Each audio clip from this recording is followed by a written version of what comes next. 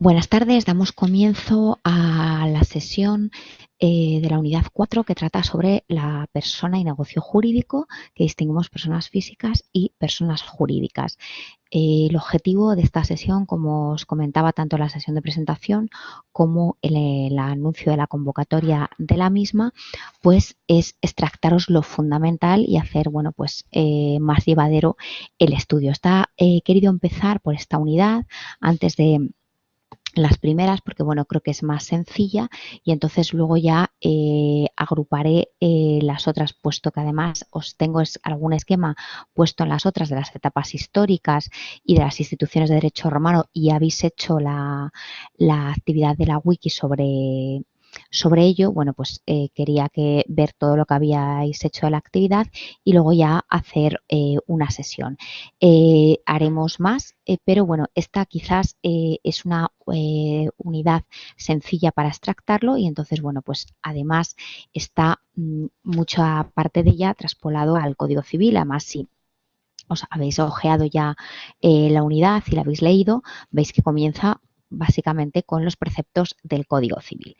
Bueno, lo primero que tenemos que saber es que la persona se divide en física y jurídica, igual que en nuestro ordenamiento vigente. Y lo que sí es muy importante, y aunque esto ya supongo que lo habréis visto en derecho de la persona, es distinguir la capacidad jurídica y la capacidad de obrar, porque luego me encuentro que en exámenes o en actividades confundimos ambos conceptos. Entonces, la capacidad jurídica es la que tiene toda persona para ser sujeto de derecho y obligaciones. Es decir, todas las personas tienen capacidad jurídica. Los menores incapaces tienen capacidad jurídica. La capacidad de obrar, por el contrario, es esa aptitud, pero para realizar determinados actos jurídicos y, por lo tanto, asumir sus consecuencias, es decir, sus derechos y obligaciones, pero derechos y obligaciones específicos. Es decir, es una capacidad de obrar que se necesita para determinados negocios jurídicos, como puede ser contratos. Es decir, eh, de ahí que, por ejemplo, en la capacidad de contratar de menores o incapaces tenga que ser complementada con la de los padres o los tutores. Pero capacidad jurídica, repito, que tiene toda persona por el mero hecho de ser persona y ser sujeto de derecho y obligaciones. En la contratación, como os he dicho, sí se requiere una determinada capacidad de obrar. Por ejemplo, en la responsabilidad extracontractual de nuestro Código Civil en 1902, pues no se requiere capacidad de obrar, simplemente capacidad jurídica, porque en 1902 no nos dice que sea requisito esa capacidad de obrar. Bueno, pues estos dos conceptos es fundamental que lo tengamos presente. Existen limitaciones en la capacidad jurídica y limitaciones en la capacidad de obrar. Por supuesto, tenemos que tener en cuenta cuando se extingue la personalidad jurídica. La personalidad jurídica se extingue con el fallecimiento de la persona. Y antes de entrar en las limitaciones, sí me gustaría matizar que las limitaciones de la capacidad de obrar, a diferencia de las limitaciones en la capacidad jurídica, no suponen limitaciones de derechos, sino el ejercicio de las actuaciones. Vamos a ver cuáles son unas y otras. Limitaciones en la capacidad jurídica. Tenemos la condición de mujer, la infamia, la religión, la condición social, política o profesional y las situaciones de libertad formal. La mujer estaba bien sometida a la patria potestad del padre o de su marido. Esto prácticamente en muchos ordenamientos hasta el siglo XX ha ocurrido.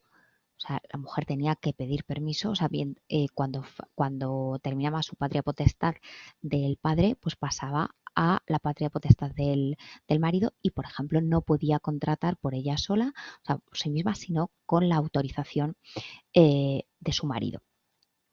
La infamia era la reputación social.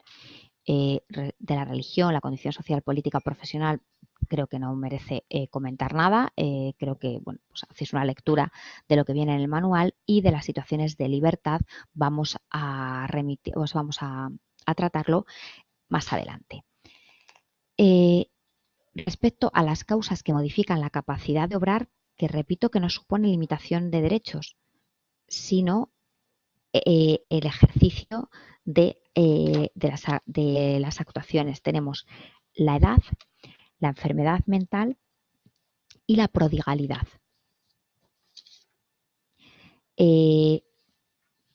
Pródigo, aclararos que es una persona que dilapida su patrimonio, lógicamente en perjuicio de su familia y en el de su propia subsistencia. Por lo tanto, junto con la prohibición para administrar sus bienes, tiene que nombrársele un curador que se encargue de esa gestión y administración.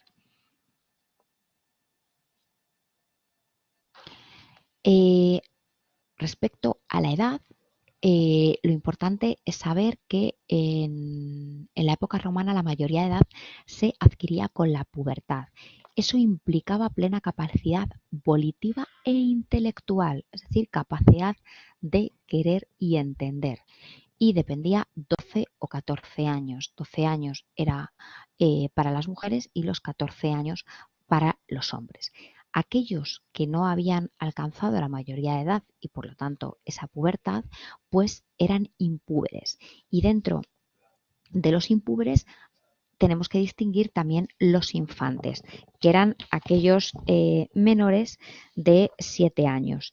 En el manual os viene en la página 122 un cuadro que viene bastante extractado y resumido de los impúberes y de los púberes. Los infantes eran hasta 5 o 7 años, dependiendo de la época romana que se consideraba, y luego había unos impúberes mayores que los infantes y luego los púberes, que eran los mayores de 12 o 14 años y menores de 25. Los 12 o 14 años dependía si se trataba de hombres o de mujeres. Y luego tenemos que ver que también existía la tutela de los menores, porque podía ser que el pater familias hubiera fallecido o que se hubiera extinguido la patria potestad. Entonces, esos hijos o hijas pues tenían que estar bajo la tutela de una persona o persona que se les designaba para cumplir la función de suplir esa capacidad del menor, porque ya hemos visto que su capacidad es limitada. Entonces, pues simplemente era para, no simplemente, sino que era, puesto que no estaban sometidos a ese pater familia, pues se nombraba la tutela y se le atribuía los poderes al tutor para la defensa de los intereses de ese menor que venía a ser su pupilo. La tutela podía ser legítima, testamentaria o dativa. La legítima era la de las mujeres y varones impúberes.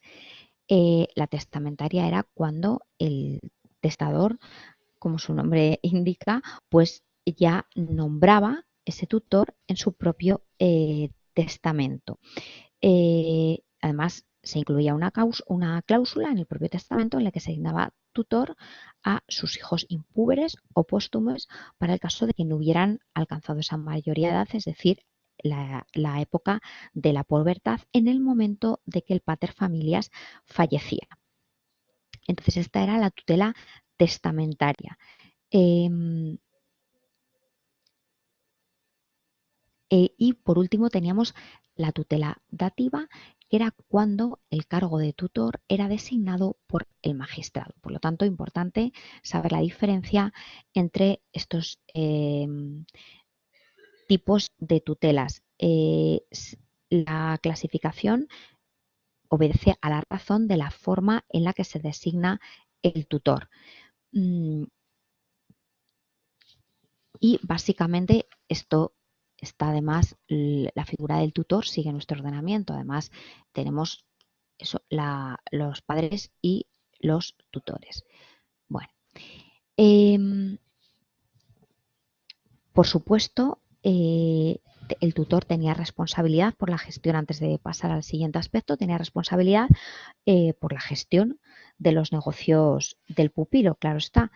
Y por lo que respecta al estatus, tenemos que distinguir status familia, status civitatis y status libertatis. ¿A qué obedece el estatus familiar? Pues a la potestad de la que estuviera sometida la persona. El status civitatis, pues dependía de la ciudadanía. Podía ser obtener la ciudadanía romana, latina o extranjera, que sería el peregrinus. Y por último, el status libertatis, pues obedece a si la persona es libre o esclava. Es decir, lo que tenemos que tener aquí claro es que el estatus es lo tiene la persona física solamente y puede ser dependiendo a la familia en la que se integraba, o la ciudadanía o a la libertad. Esto, repito, de la persona física. La persona jurídica la tenemos que distinguir entre corporaciones y fundaciones. Esto creo que aquí lo que tenemos importante que saber es que qué personas jurídicas forman las corporaciones. Y tenemos el Estado, que es el Populus Romanus, los municipios, colonias y provincias, que se denomina también con la generalidad del nombre de civitates, y las asociaciones. Sí que conviene que sepamos qué requisitos son exigibles para la constitución de unas asociaciones. Se requiere un número mínimo de personas, en concreto 3 personas, que tenga un fin lícito y común a todos los miembros, y bueno, pues que haya unas normas de organización que constituyan el propio estatuto jurídico, de esa asociación. Prácticamente es lo que se exige en el Código Civil actualmente. También en las fundaciones, que sería la otra forma de persona jurídica, pues se exige que haya una finalidad social y duradera. Y es un patrimonio o bien conjunto de bienes que precisamente se destina a esa finalidad social y duradera, y se le reconoce personalidad jurídica por el ordenamiento.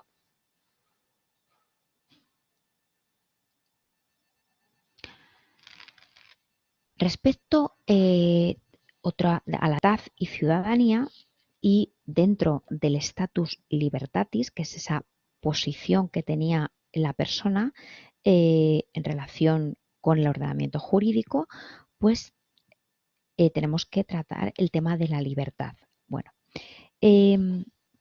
lo que tenemos que saber es que en Roma existió la esclavitud, como en otras civilizaciones, y la posición jurídica que tenía el esclavo, pues es que la potestad del dominus sobre el servus, que era el esclavo, era absoluta. O sea, era absoluta. Y además, en el tema patrimonial, el esclavo no podía tener nada propio, ni siquiera a los hijos, porque no podían adquirir para sí mismos nada. Entonces, todo lo que tenía ingresaba en el patrimonio del dominus. ¿Qué causas de esclavitud existían? Es decir, porque una persona era esclavo o era libre. Bueno, pues por cautividad en guerra, por nacimiento, porque eran esclavos los hijos nacidos de madre esclava en el momento del nacimiento. Y además, los esclavos no tenían capacidad jurídica para contraer matrimonio, por lo tanto, las uniones que existían entre ellos no tenían efectos jurídicos. También el desertor, que era aquel delito de eludir el servicio militar. También aquellos que eran excluidos del censo por causas graves. también la condena por insolvencia y el hurto manifiesto. Todas ellas eran causas de esclavitud, pero claro, ya por el mero hecho de que la condición de nacimiento determinaba si una persona era esclavo o no, pues entonces ya solamente por el mero hecho de nacimiento ya el estatus de esclavo te venía impuesto. Y el esclavo podía adquirir la libertad. ¿Cómo la adquiría? Pues por un negocio que se denomina manumisión, que no era ni menos ni menos que la liberación del esclavo. Y era por iniciativa privada del dominus. Y simplemente consistía en que le concedía esa libertad. Pero no suponía ello una renuncia a la potestad del dueño, es decir, del dominus. Aquí distinguimos entre manumisiones solemnes y manumisiones, no solemnes. Dentro de las solemnes tenemos que distinguir la manumisio vindicta, la manumisio censu, manumisio testamento y manumisio in ecclesia. Las solemnes son las características del ius civile, y el esclavo en este caso obtiene la libertad y la ciudadanía. Y distinguimos también las manumisiones no solemnes. Dentro de las no solemnes tenemos la manumisio inter amicos, la manumisio per epistolam y la manumisio per mensam. Y luego también existía aquellos casos en los que se podía obtener la libertad por una disposición legal. El esclavo liberado se le denominaba libertos, pero a pesar de haber adquirido la libertad, tenía limitaciones a su capacidad de obrar. Incluso si incumplía sus deberes y obligaciones respecto al dominus, podía revocarse esa libertad y volver otra vez a la condición de esclavo. Importante que no es que el esclavo liberado sea un ciudadano o adquiera la libertad y ya no tenga ninguna vinculación con su dominus, porque, como acabo de decir, tiene limitaciones a su capacidad de obrar y además, repito, que si incumple esas obligaciones puede revocarse la libertad y poder volver a convertirse en esclavo en servus. El hombre libre podía ser civis o peregrinus. ¿Qué le distinguía? Pues le distinguía si tenía la ciudadanía romana o no tenía la ciudadanía romana. El ciudadano romano era el que tenía todos los derechos,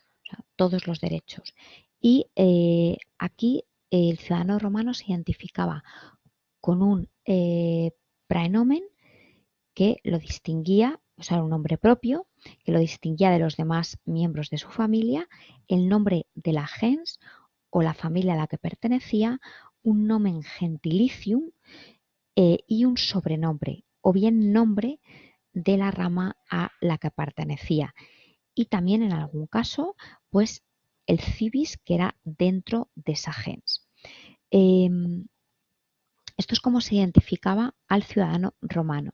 Eran peregrinos aquellas personas que eran libres, pero tenían su residencia fijada a pesar de estar en el territorio estatal romano, pues no tenían la ciudadanía romana.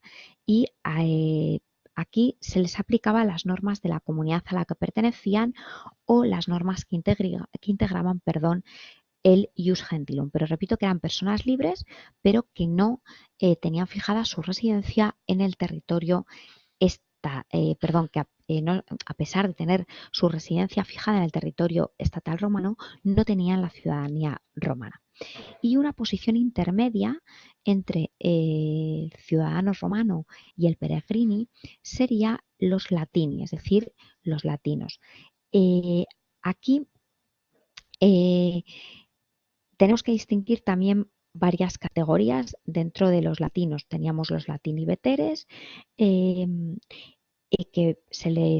eran antiguos latinos, que se les reconocía la plenitud de derechos en el ámbito familiar y patrimonial. También podían contraer matrimonio, el ejercicio del comercio, la potestad de testar, pero tenían restringidos sus derechos políticos. Eso es lo que les diferenciaba. Vale. La adquisición de la ciudadanía podía ser por nacimiento, por ley, por concesión discrecional de la autoridad política o por manumisión. Ya hemos dicho que por manumisión el esclavo se convertía en hombre libre. Y hemos visto ya que podía ser por un acto solemne o no solemne. Igualmente se puede perder la ciudadanía romana por pérdida de la libertad. Claro, si hemos dicho que el ciudadano romano era el que tenía todos los derechos y libertades, si un ciudadano romano se convierte en esclavo y pierde su libertad, pues pierde la ciudadanía romana, ese estatus. Por fijación de la residencia en el territorio de un país extranjero, es decir, fuera del territorio estatal romano, por renuncia a la ciudadanía romana y como pena prevista en un proceso criminal.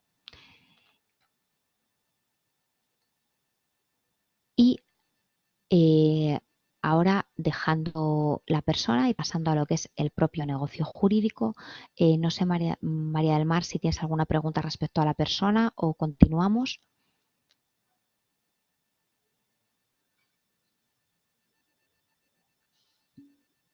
Vale, perfecto, pues entonces continuamos. Dentro del negocio jurídico tenemos que distinguir importante elementos esenciales, naturales y accidentales. El negocio jurídico lo vamos, lo que se entiende por negocio jurídico, acto jurídico, pues prácticamente es lo que podemos entender en nuestro ordenamiento y lógicamente se pueden clasificar dependiendo las declaraciones de voluntad, si hay contraprestación o no entre las partes, si cómo se produzcan los efectos, la causa, la formalidad exigida, pero también esto vamos a ver luego el tema de derecho de obligaciones y contratos, por lo tanto también veremos más respecto a ello. Como os decía, los elementos esenciales, naturales y accidentales del negocio jurídico. Esenciales, pues aquellos que es que son imprescindibles para que ese negocio exista. Como os decía, lo vamos a ver en el contratos muy claramente. Lógicamente, en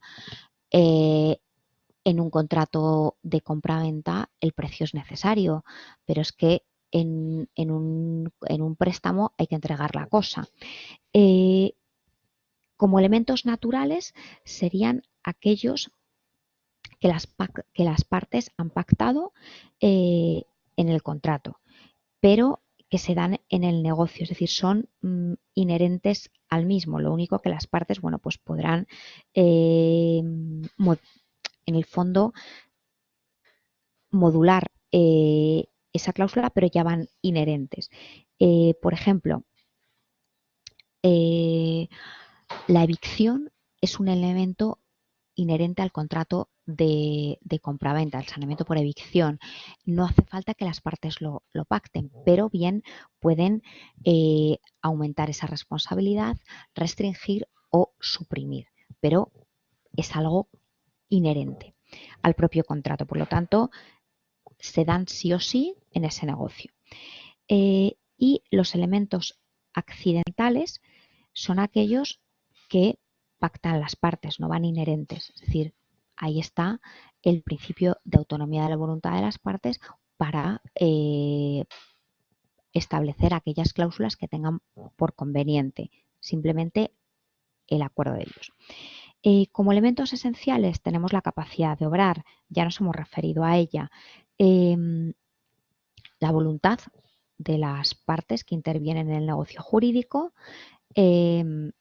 Esa voluntad debe además expresarse para que produzca efectos jurídicos y tiene que haber además concordancia entre la voluntad de las partes y la voluntad declarada por estas, porque si no podrá dar lugar a vicios del consentimiento, como puede ser además las declaraciones iocandi o docendi causa, que bueno, pues aquellas que no se hacen con el ánimo de obligar, sino por broma.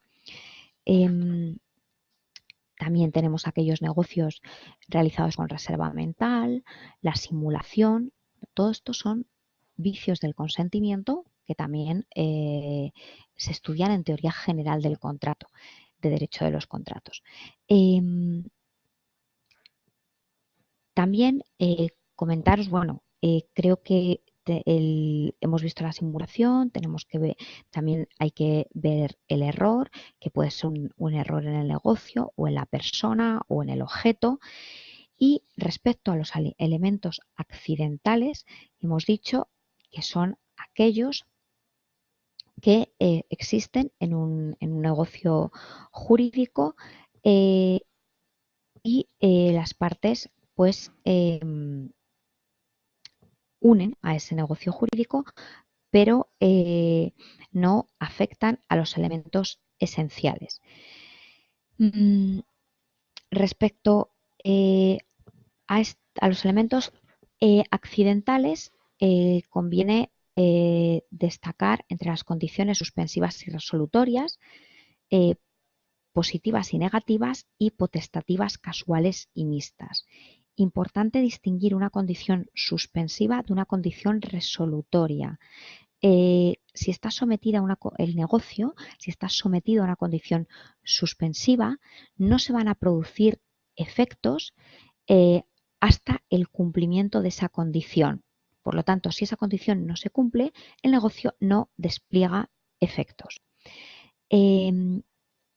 Si el negocio tiene una condición resolutoria, produce efectos y consecuencias, si bien cuando se produzca esa condición, pues puede dar lugar a la extinción o resolución de los efectos del negocio. ¿Y qué quiere decir?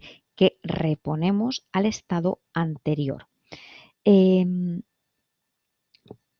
Repito que esto es importante. Respecto a las condiciones potestativas y voluntarias, pues, o voluntarias y positivas, bueno, pues positivas y positivas y negativas.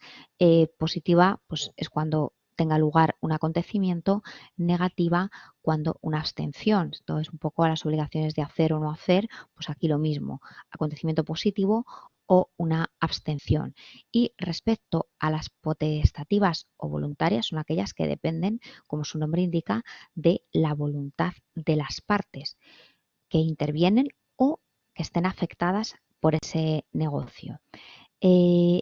Las causales son aquellas que dependen de un hecho, bien que pueda ser positivo o negativo, pero que no depende de la voluntad de los sujetos, sino que está al margen. Claro, si hay cosas que no pueden darse, pues entonces lógicamente el negocio va a desaparecer, pero ya no depende de la propia voluntad del sujeto, porque claro, si yo tengo que entregar una mercancía y esa mercancía no llega, pues difícilmente voy a poder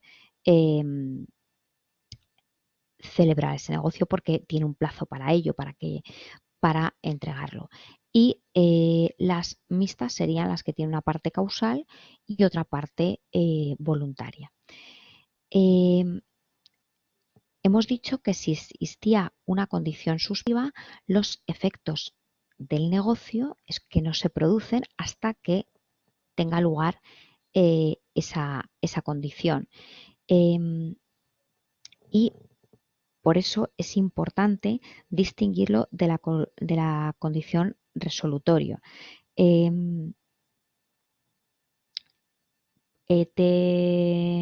Por ejemplo,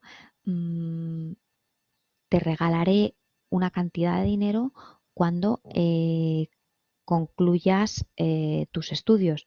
Lógicamente, si no concluyes tus estudios, pues no podrás exigirme que yo te pague esa cantidad de dinero. Entonces está suspensiva. Como os comentaba, diferenciarla de la condición resolutoria.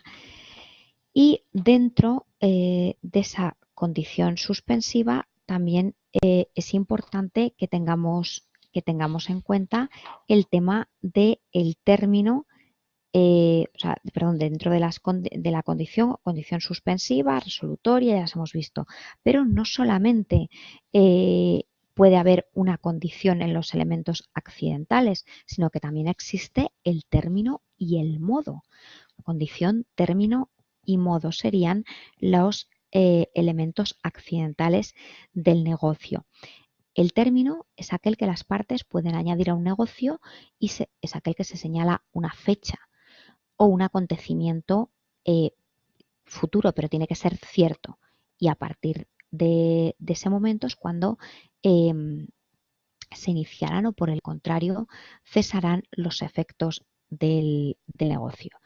Y el modo, en derecho romano denominado modus,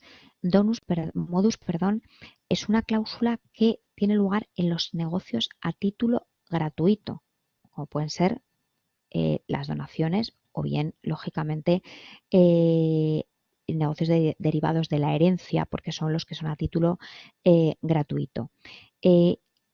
Importante también señalar que el cumplimiento de ese modo no tiene efectos suspensivos ni resolutorios, sino que es un elemento que se añade a ese negocio, pero sin que tenga efectos suspensivos o resolutorios.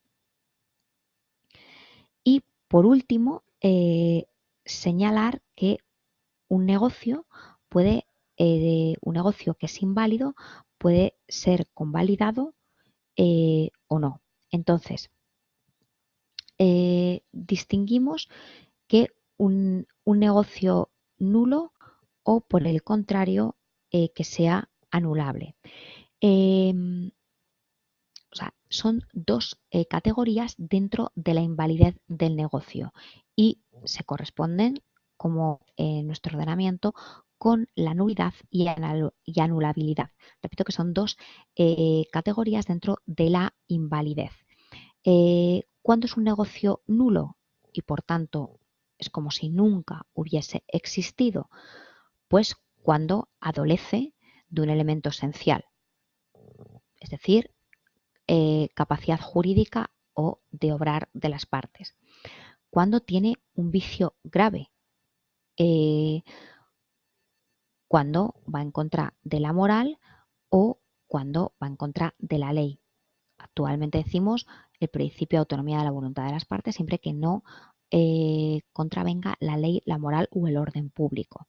Bueno, pues cuando tiene alguna contravención de la ley o de la moral, sería el negocio nulo cuando adolece de un vicio grave o cuando adolece de un elemento esencial. Por ejemplo, en los contratos se necesita que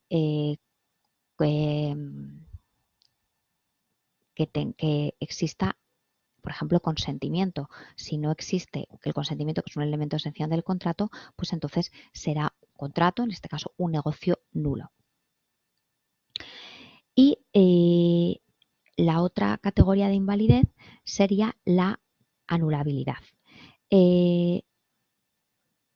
Antes de entrar en la anulabilidad, ya hemos dicho que el negocio nulo no produce ningún efecto y se considera como si nunca hubiera existido. Los negocios anulables existen desde el momento de su perfección si bien al adolecer de un defecto, o aunque no sea esencial, pues pueden ser impugnados por aquellas personas legitimadas para ello.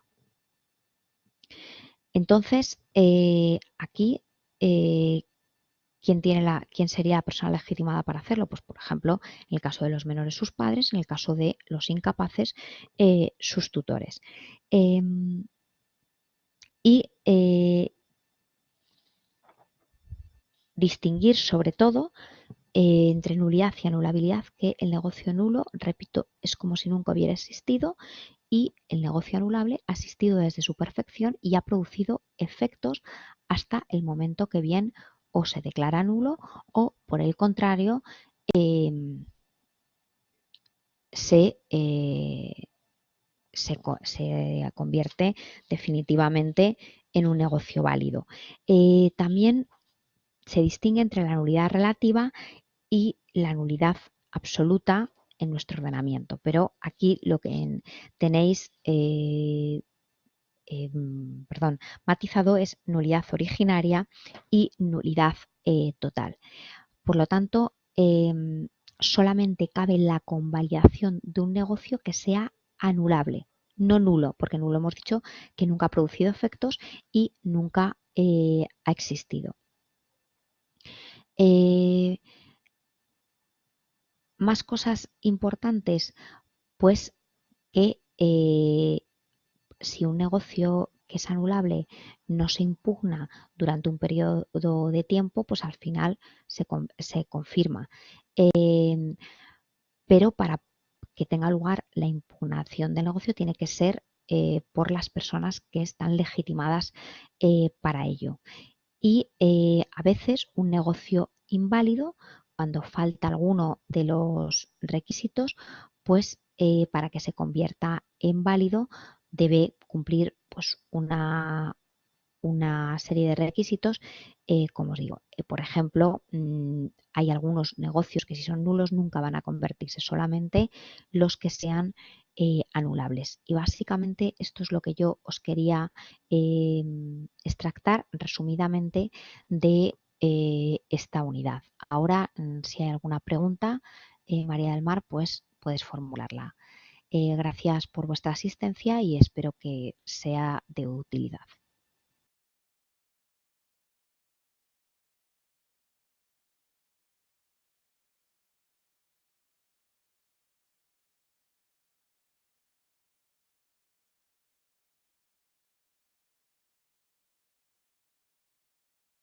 Por eso también he querido comenzar, María del Mar, con esta unidad para que veáis que prácticamente está en el Código Civil, parte lo habéis visto en derecho de la persona, parte se verá en derecho de los contratos. Entonces, esto luego cuando se vea, por ejemplo, en teoría general del contrato, los elementos esenciales del contrato, consentimiento, objeto y causa, pues os va a sonar todo ello y os va a ser familiar.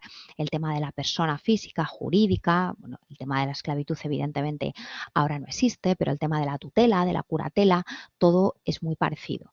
De todos modos, no sé si tienes alguna cuestión más que comentar.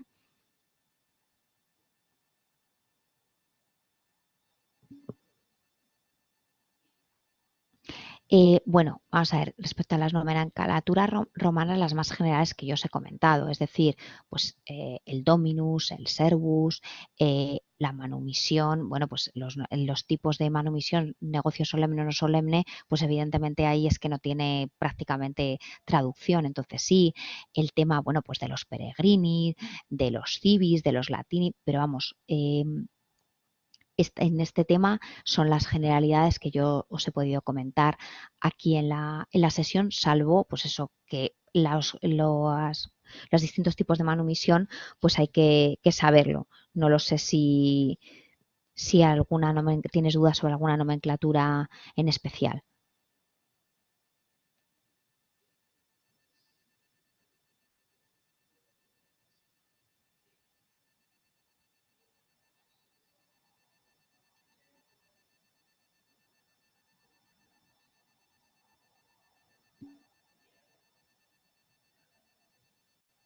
Sí, bueno, no pasa nada. Es decir, yo si lo pregunto y me lo ponéis en castellano, no lo voy a dar. Si está correcto el nombre en castellano, evidentemente yo no lo voy a dar por malo.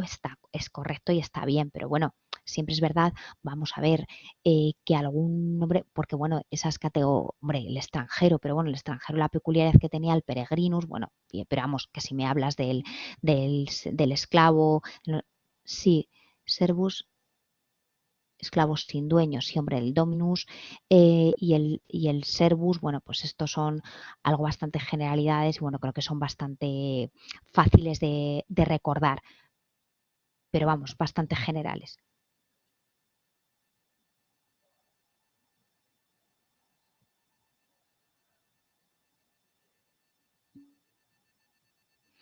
Bueno, pues si no hay ninguna duda más, damos por finalizada esta sesión, por supuesto sin perjuicio de que cuando tus compañeros escuchen la grabación o tú misma vuelvas a repasarla, pues cualquier duda podéis preguntármela, estoy a vuestra entera disposición para resolveros las dudas que tengáis y os subiré de todos modos este resumen, este PDF al aula para que también podáis utilizarlo y haremos más sesiones para que bueno, pues, os queden fijados sobre todo estos conceptos y de esta unidad, por favor, tener claro los conceptos de capacidad jurídica, capacidad de obrar, nulidad, anulabilidad. Esto es importante. Bueno, pues muchas gracias, María del Mar, y nos vemos. Gracias.